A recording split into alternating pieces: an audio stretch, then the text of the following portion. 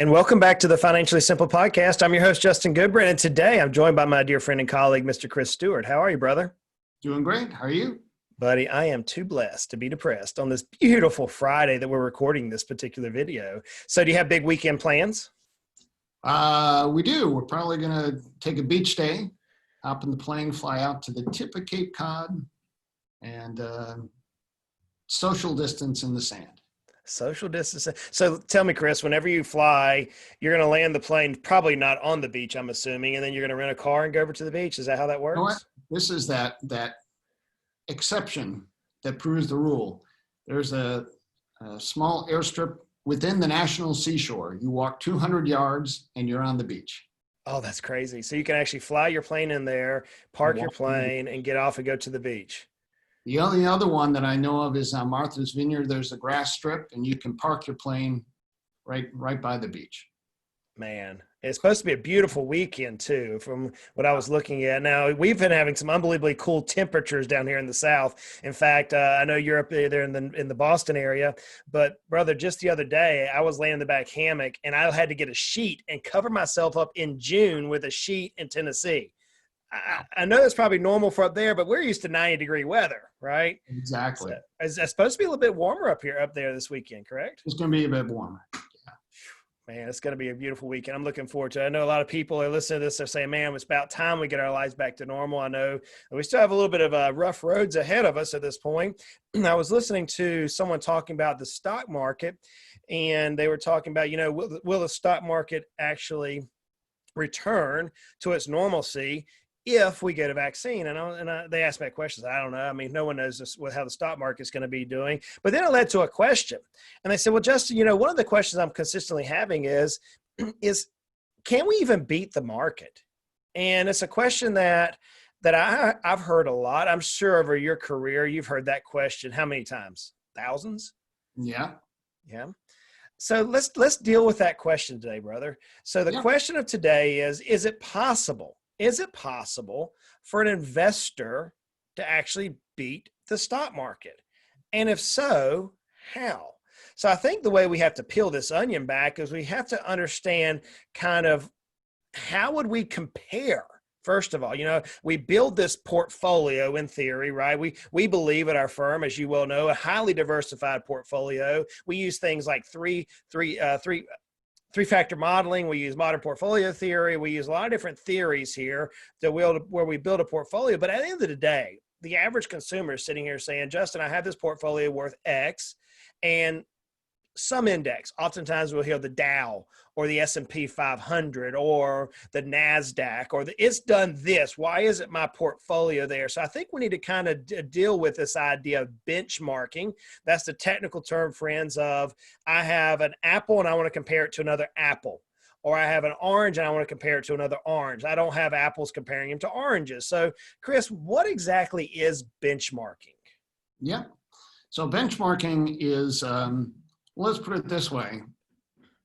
If I just told you a return on your portfolio, it could sound good or it could sound bad. Let's say, hey, Justin, you know what? This quarter, your portfolio was down 20%. And you're going to say, oh my God, that's terrible. And then I'll say, well, but the market was down 30, so we did pretty good.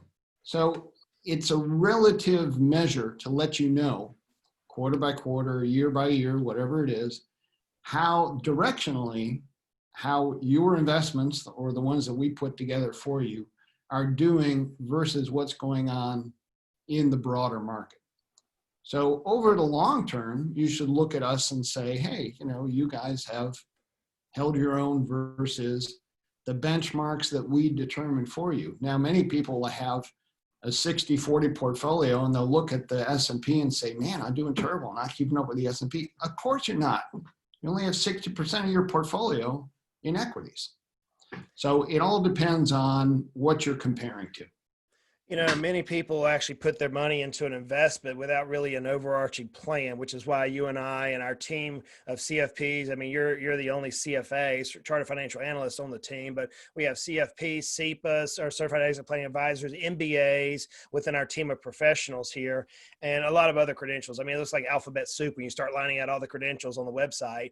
We often preach that you need to have an overarching plan. And oftentimes people say, I want to beat the market. And you were making this joke. I think it was Henry Youngman. Is that who you were Any talking about? What was that joke that you were telling me? Too young. Ask your father, or someone. Yes. Ask, if you have a grandparent around, ask them. Henry Youngman in the 30s, 40s, he had this really droll one-liners. I just got back from a pleasure trip. Took my mother-in-law to the airport. That sort of thing. The one that I was thinking of, someone asked him, how's your wife? He says, compared to what? So that's kind of that's kind of the ultimate idea behind benchmarking is someone will say, well, how's your portfolio doing compared to what? Oftentimes we see recency bias. It's a real bias that we're dealing with right now. In fact, I dealt with it on the podcast some time ago I think it was like 17 different biases. It might be 27. There's a number of the 7 in there, different biases that we deal with. Right now we're dealing with recency bias. In fact, I was reading something in the Wall Street Journal, Chris, talking about the sheer number of people who are speculating right now. And they're saying, man, the market's jumping up. I made a lot of money. A lot of the younger generation who's never dealt with this and been sitting in cash, and they just think, oh man, the stock market's doing good. And we ask, compared to what? Correct? So the most common one I hear is the S&P 500, the Dow Jones, the Russell. Those are the most common ones. Occasionally you hear the NASDAQ. So those are comprised of what we call an index, basically. Those are indexes. So let's talk for a second about what is an index. Yep. If we have a portfolio, we're going to compare it to something. Oftentimes people say the S&P 500 or whatever. So what's an index? Yep. So an index is a set of stocks that represent something, and it's usually in the name. The S&P 500 is 500 large cap stocks. The Russell 1000 is 1,000 large cap stocks. Russell 2000 is the 2,000 smallest stocks in the Russell 3000, which is a broad market. So the Dow Jones Industrials Index is actually called the Dow Jones 30 Industrials Index. So it's 30 stocks that back in, I forget, 20s or 30s when they created it, represented what they thought was the core of the market.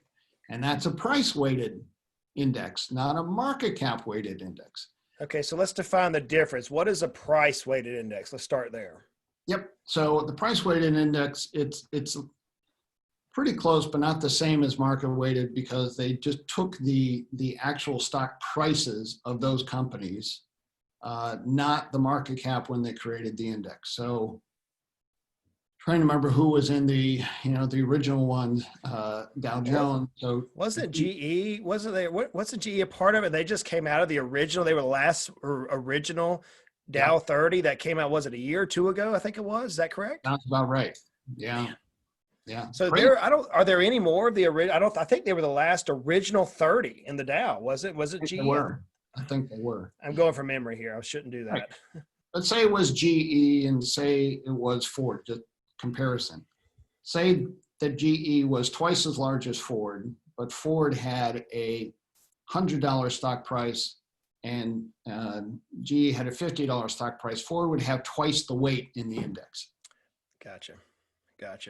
Now, so that's a price rated. That can be changed over time, can be split, etc. So generally speaking, as the stock price goes up, the market cap goes up. So it's not a big difference in the versus a market weight, but it is different.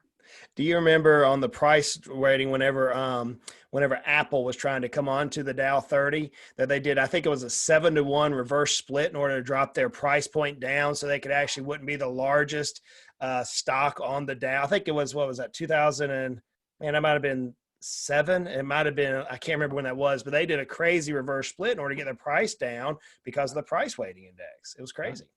Yeah. So if we have a price weighting, then the other side is we have a market weighted, right? Isn't that the other type of weighting that we often deal with? Exactly. What is a market weighted index?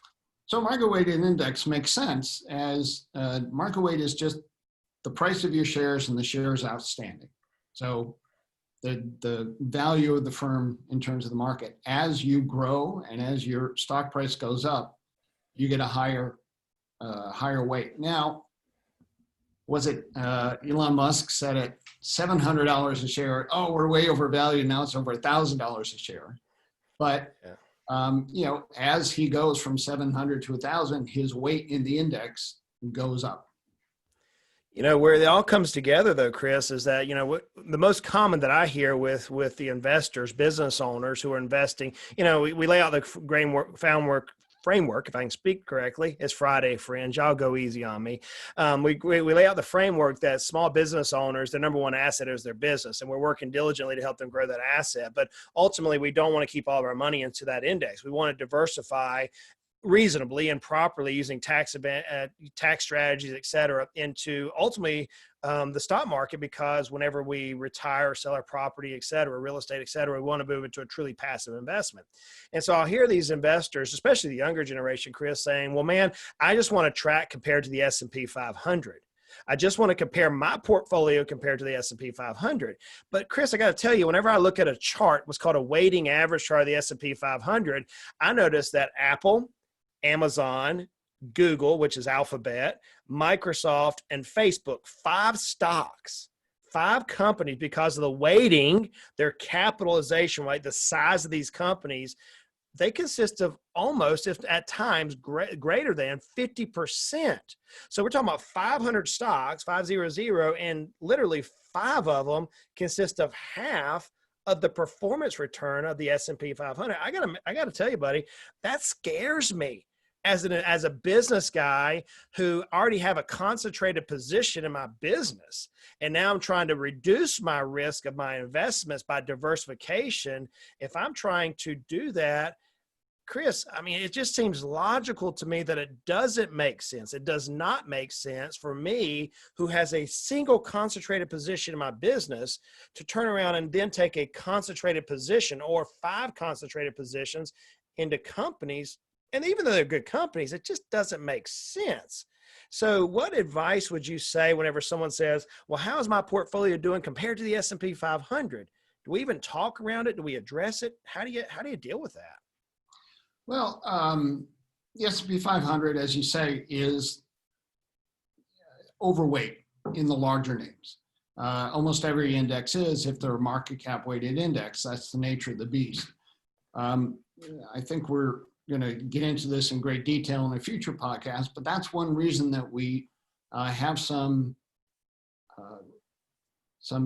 positions in the portfolio that overweight small cap, for example.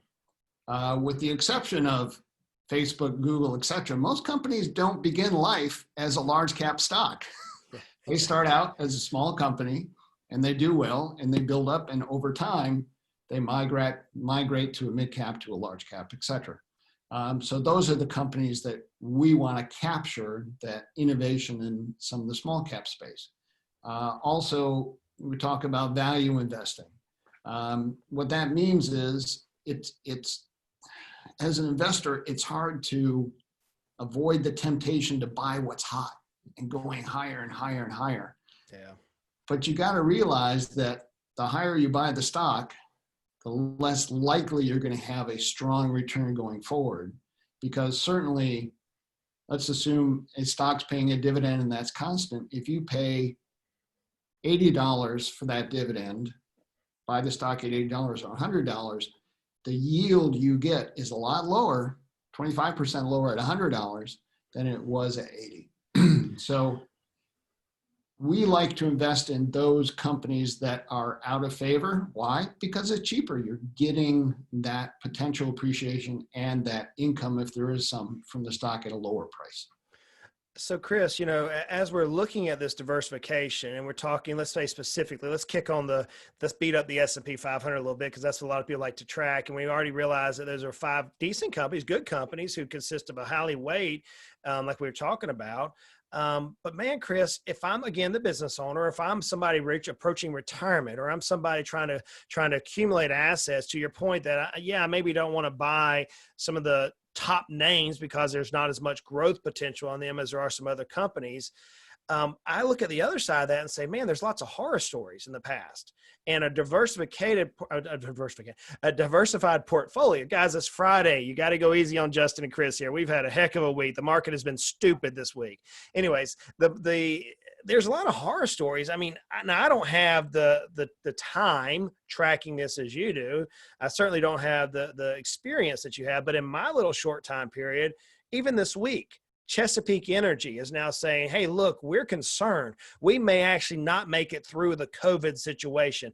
And I can remember not too long ago, Chesapeake Energy was a powerhouse, and arguably their stock took off again this last week. I remember here in the wildfires out in California with Pacific Gas and Energy and Pacific Gas and Electric. I mean, they ended up settling a $13.5 billion settlement because of the wildfires that transpired and just decimated their infrastructure a few years back. And then they're sitting here going, holy cow, our stock price dropped. And they were arguably they were arguably a solid utility serving a number of people. And they just got crucified because of a natural disaster. I can remember back in, 2009, 10, 11, whenever BP had the big tanker issue down the Gulf of Mexico, and then their price dropped out really hard, and they were arguably one of the leaders in the energy sector. And I'm sure in your time, I think you were telling me about, I think it was Enron and Tyco and some of the other ones that you've even experienced. Chris, whenever you're hearing these horror stories, do we offset the potential loss through diversification? Is that the goal here? Absolutely. I think that my philosophy based on the academic research is investing in the broad market rather than trying to pick the individual stocks. There are companies out there that spend a lot of time on fundamental research and meet with companies, try and outperform over time. That's exceedingly difficult to do, but thank God for them, because that means that all of the information that is out there is fully reflected in the stock price. We're not going to have any inside information. And if we ever get true inside information, that's how you go to jail. Yep. So I'm going to invest in the broad market, and I'm going to invest in those factors that over time should give me an edge versus the broad market weighted S&P. And that includes value stocks, small cap, and holding international as well. So that leads me to the question, ultimately, if we realize roughly there's 5,000 indexes, I know in our firm we track about 37 to 40 some odd indexes in our firm, various types. In fact, you were laughing. You said, you country boys, we even track corn, the corn index, because I want to see how the futures of the commodity market, specifically in agriculture, how it's doing, because we have farmers that we deal with that want to track that. But it boils down to this question, brother. Can we beat the market? Can we beat the market? And I'm young enough to not know what I'm fixing to say, but I'm experienced enough in the industry to remember the stories. I know Warren Buffett is called the Oracle of Omaha. I know that. Yeah. I watched the Magellan Fund, the Fidelity Magellan Fund in its heyday, and I was like, holy cow. Peter Lynch, holy cow. But Chris, I've watched the world evolve over the last 10 years. You could argue since the Great Recession back in 708 and 9, we see technology now where, you've got apps like Robinhood or Square or Circle or various types of apps that now a younger generation, even an older generation, can invest and buy from their mobile device in a minute's notice with real-time information. Even what we're watching now through some of the tragedy and the heartache, we're watching people through rioting and looting and protesting have positive and negative experiences. And in a second's notice, it gets uploaded and sent out across the mass major news media where, 10 years ago, you didn't have that. Yeah. And so I guess I come back to this question of, can you even beat the market now? Is it possible? The short answer is no. High frequency traders spend millions upon millions of dollars to get the best feed to the market and get physically closer, because that'll save them a nanosecond. News comes out, there are machine readers, because it takes too long for the human eyeball to read and understand what's going on and then trade on that information. Every possible market advantage like that has been taken out by people who are market professionals, hedge funds, et cetera. So if you want to go up against that and think you can beat the market, good luck to you. So we don't have to predict the market to find ways to stack the deck in our favor, as it were. And again, that includes using some of these time-tested academic research advantages that we found. But that doesn't work every year in, year out. There are times where it's helping you, times where it's hurting you. But again, the idea is that the biggest producer of wealth is the market. Why? Because these are companies making real things, earning money. They're reaching out to investors because that allows them to do things on a bigger scale, et cetera. You know, the stock market is still the biggest producer of wealth, and that's where we want to be, but we want to be there judiciously and spread our risk as much as possible. So I want to introduce some topics here, Chris, as we wrap this particular episode up and laying the groundwork for a few other episodes. And whenever you and I were talking the pre-show, I went over and grabbed this book, Tony Robbins, Money Mastering the Game. Okay. It's a New York Times bestseller. I think it's because it has Tony's name on it. It's a thick book, guys. I mean, I read a book a week, and this one took me a pretty hard week to read this book. And as Chris was talking, I literally walked over on the shelf. I said, Chris, I think I have some data points on this from a book I read a couple of years ago. And I want to read some interesting information inside here that he did. It was in the early page of this, but he talks about there's a study done, the real cost of owning a mutual fund. And I think this study highlights some of the reasons why you can't, quote, beat the markets. And inside here, it gives us some expense ratios. And I want to kind of tear apart real quick toward the end of this episode. He talks about that the non-taxable account, I've got it all marked out as I'm reading this. He says the average expense ratio for a non-taxable account is like an IRA, things of that nature, is around about 0.9%, transactional cost 1.44, cash drag 0.83. There's three words there I want to kind of walk through. He says in a taxable account, those accounts that are typically non-qualified in nature, that may be in your name only or yours and your spouse's name, they add a tax cost on top of that. So you still have the expense ratio, you still have the transactions cost, you still have the cash drag, and a tax cost. Whenever I look at this, I want to kind of lay out over the next few episodes how we can use education to build portfolios that help us reach our goals. That's what we're after. But as we do this, we realize, Chris, that we can't invest in an index. Unfortunately, I can't buy the S&P 500. And so therefore, I'm dealing with, as you term, I think you used the term friction. There's no such thing as frictionless investing. And I think Tony's identifying what are some points that you describe when you say an index is frictionless, but whenever you and I as consumers try to invest, we actually deal with friction in investing. Yeah, that's a great point. Just like a lot of economic theory assumes a marketplace that's perfect and everything clears at exactly the right price. As you mentioned, there's no cash in an index. You and I in our portfolios have a small amount of cash. We try and keep it low in our client portfolios, but at least 1%. And that's, we talked about the cash drag of 83 basis points in a typical mutual fund. Now that's not a lot, but that adds up over time, and that's 83 basis points a year.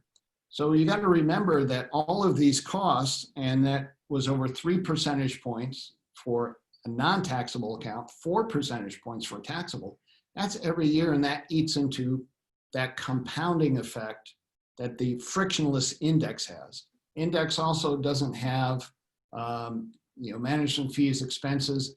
It also has an infinite time horizon. I used to work with a lot of endowments and foundations. What's their time horizon? We want to keep going forever. But you and I, me, I'm a lot closer to retirement. And so I'm not going to be invested completely in the market at 61 like I was at 41. Because my risk tolerance is different. So there are all sorts of differences where the market is frictionless and goes on without taking out those taxes, fees, and other expenses. So I think the conclusion, if I can say it, I think you said, Chris, we can't beat the market, but we can take advantage of good academic research to help us meet our specific goals. Is that the way you would kind of conclude the question of, can we beat the stock market? Absolutely. I mean, if you want to set your goal, as Yogi Berra, the great philosopher, used to say, if you don't know where you're going to end up someplace else. If you're just investing blindly saying, well, I'll just max out my 401k and put it in a S&P index fund, that could be a good strategy, could not be a good strategy. It depends on what your goals are. And you really need that broad financial plan to help make sure that you have the right structure to your investments. Well, guys, this has been a little bit longer podcast, but I thought it was important for us to kind of dive down into the specifics of that question that we often hear: can you beat the stock market? You've heard it straight from Justin and Chris. You can take it to the bank. Now, look, we dealt with some specific names today. We dealt with a lot of different names as we were tearing apart this particular position. By no means is Chris and I recommending that you go out and invest in these stocks that we were referring to. We were using these just as illustration purposes only. I want you to do your own due diligence or speak with your planner, your advisor, about how this works specifically in your plan. This is not investment advice. This is educational purposes only. And stay tuned as Chris and I continue to deal with the investing front for business owners. We're going to now dive into three-factoring model. What Chris mentioned it. Why do we want to use more small values? Why do we want to use more large values versus just S&P 500? We're going to talk about modern portfolio theory. Is it dead? Some people are arguing it is. We're going to talk about value versus growth and some of these other ideas as it relates to building your investment portfolio as a business owner. That's what we're after. Remember, we're trying to de-risk your life. We're trying to create that business, which is a highly concentrated asset. We want it to grow, but we want to start diversifying your entire life. And so that's what we're approaching here. Look, I realize that life is hard. I get it. Life is hard. We're dealing with some amazing things in our country that is just heartbreaking at some point, but at the same time, it's promising. It's very promising that we're going to deal with some issues at this particular point in our country. So life is hard, but life is good. We're going to spend some time in the sunshine, I hope, this weekend. Life can be frustrating, but money doesn't have to be. We're going to continue to make your lives at least financially simple. Look, friends, y'all go out and make it a great day. From Justin, Chris, the rest of the team at the Heritage family, God bless you. Talk to you soon.